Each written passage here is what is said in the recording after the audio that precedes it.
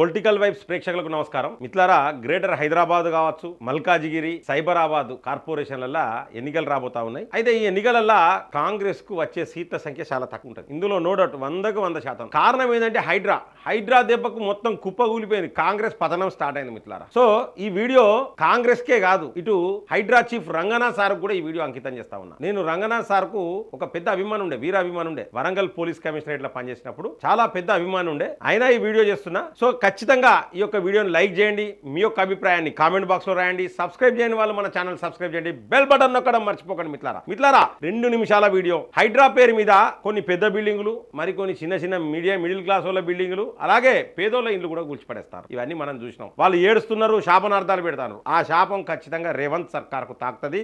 రేవంత్ రెడ్డికి 100% తాకుతుంది, అందులో నో డౌట్. అయితే మిత్రులారా, ఏంటంటే నాగార్జునకు సంబంధించిన ఒక ఫంక్షన్ హాల్ కూల్చేసి ఒక అడ్వర్టైజ్మెంట్ చేసుకున్నారు. మేము ఎంత పెద్దోళ్ళదైనా కూడా కూలగొడతామని చెప్పేసి. చలో కూలగొట్టిరు. తర్వాత మిడిల్ క్లాస్ వాళ్ళే కూలగొట్టిరు. ఆ తర్వాత పేదోళ్ళే కూడా కూలిపోతా ఉన్నాయి మిత్రులారా. సో ఇక్కడనే అసలు ట్విస్ట్ ఏంటంటే, పేదోళ్ళ ఇల్లు కూలగొట్టేటప్పుడు కనీసం మానవత్వం ఉండాలి. మరి వాళ్ళకు ఓ డబుల్ బెడ్రూమ్ ఇల్లు ఇచ్చి ఇది కూలగొడితే బాగుండేది ఉండే. మీరు మీ డబుల్ బెడ్రూమ్ ఇల్లు ఎక్కడ పోయినాయి? మీ ఇందిరమ్మ ఇండ్లు ఎక్కడ పోయినాయి? 3,000 కోట్ల ఆస్తులను కాపాడిన హైడ్రా, 2,000 కోట్ల ఆస్తులను కాపాడిన హైడ్రా, ఆట స్థలాన్ని కాపాడిన హైడ్రా, చెరువులను కాపాడిన హైడ్రా, కుంటలను కాపాడిన హైడ్రా, రంగనాథ్ సార్కు పాలాభిషేకం, క్షీరాభిషేకం అని చెప్పేసి చెప్తా ఉన్నారు కదా. మరి ఇంతగానం తప్పుల తడకలు చేసిన అధికారులు ఎన్ని వేల మందిని మీరు సస్పెండ్ చేసిల్లు, రిమూవల్ ఫ్రమ్ సర్వీస్ చేసిల్లు. మరి ఇందులో రిటైర్డ్ అయిన అధికారులు కూడా హస్తం కూడా ఉంటుంది. మరి వాళ్ళని ఎంతమందిని జైలుకు పంపిర్రు, ఇందులో పోలీసుల జోక్యం కూడా ఉంటుంది. వాళ్ళని ఎంతమందిని సస్పెండ్ చేసిర్రో ఇప్పటి వరకు ఆ లిస్టు లేదు. కారణం ఏంటంటే,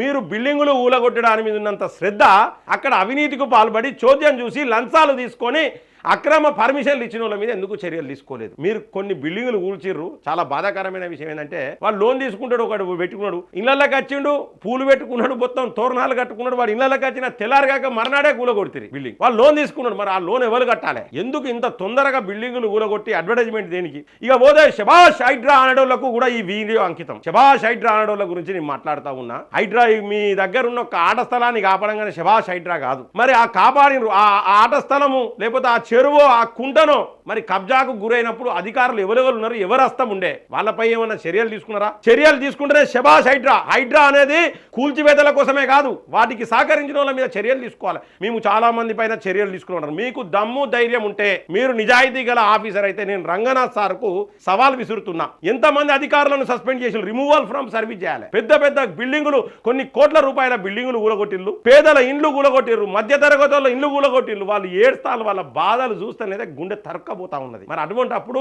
ఎంతమంది, ఎన్ని వందలు, ఎన్ని వేల మంది అధికారుల పైన చర్య తీసుకున్నారు? ఇలా ఒక బిల్డింగ్ కట్టాలంటే, ఒక 3-4 ఫ్లోర్ల బిల్డింగ్లు కట్టాలంటే 2 సంవత్సరాలు టైం పడుతుంది. ఈ 2 సంవత్సరాల అధికారులు కళ్ళు మూసుకున్నారా? కాసులకు కక్కుర్తిపడి లంచాలు మెక్కి తిన్నరా? వాటిపైన ఏమన్నా విచారణలు చేసినరా? ఇవి కాపాడినా అవి కాపాడినాం కాదు. ఇక పోతే నాది ఇంకొక ప్రశ్న. మరి ఇంత హైడ్రా దూకుడు వేస్తాను కదా, నేను అక్రమ నిర్మాణాలు హైదరాబాద్ లో బొచ్చడు అక్రమ నిర్మాణాలు చూస్తా, దానికి ఏం సమాధానం చెప్తారు? వరంగల్లో బొచ్చడ అక్రమ నిర్మాణాలు చూస్తా, దానికి ఏం సమాధానం? ఇంకా అక్రమ నిర్మాణాలు ఆగినాయా? అసలు మీరు అక్రమ నిర్మాణాలు ఆగకుండా మీరు తీసుకునే చర్యలేంటి? ఈ దెబ్బతోని, హైడ్రా దెబ్బతోని, మూసీ దెబ్బతోని రేవంత్ సర్కార్ దెబ్బ పడ్డట్టే. మీకు greater Hyderabad, Malkajgiri, Cyberabad municipal corporation పరిధిలో మీకు వచ్చేది, మీరు చెప్తారు గుండు సున్నా అంటారు చూసిన, ఆ గుండు సున్నా మీకు వచ్చే అవకాశం ఉన్నది. ఇందులో నో డౌట్.